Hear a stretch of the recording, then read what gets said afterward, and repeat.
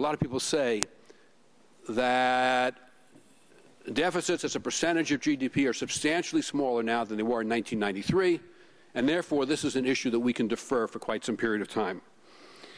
It is absolutely true that deficits as a percentage of GDP are smaller right now by quite a bit than they were in 1993, although if you look at the Congressional Budget Office numbers that came out today, they were, I think, quite disturbing numbers. Nonetheless, it is true. They're a lot lower than they were in 93. But it is equally true that fiscal deficits today are combined with an array of other financial imbalances that are A, very substantial, and B, very substantially worse than they were in 1993. We have a zero personal savings rate. We have about something under a 2% of GDP net national savings rate, compared with about an 8% net national savings rate in 1993. Our current account deficit, that is to say our trade deficit, give or take, our current account deficit is about 3 times as large today as it was in 1993, and at levels that are simply not sustainable for the long term.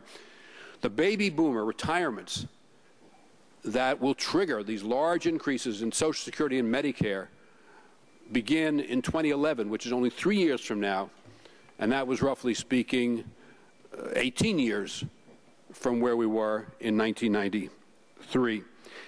And finally, the percentage of foreign portfolios that consists of non-dollar denominated debt is far, far greater today than it was. So I think that we have an absolutely critical, pressing issue, and that the fundamental, or the absolute first priority, once we deal with the current economic duress for the next president, ought to be to set this on a much better track.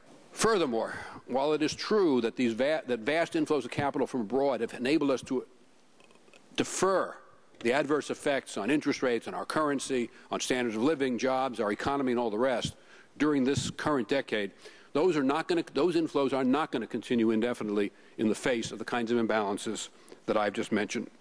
And I believe that these imbalances are a very, very serious threat to our long-term economic well-being. They also mean, in terms of the fiscal imbalances, that we will not have the resources we need for public investment. The fiscal imbalances greatly reduce our resilience in the sense that in the event of a national emergency or economic downturn, in the sense that we are now much more exposed to the effects that might have. It also reduces the potential for using our macroeconomic tools. Monetary policy is already said by some to be somewhat constrained by the concern the Fed may have that if they lower rates, our dollar will be far more vulnerable because of the context of financial imbalances. And when you think of fiscal stimulus in the short term, which I would favor doing, nonetheless, you are taking the risk of piling new stimulus, or rather short-term stimulus, on top of an already unsound fiscal situation.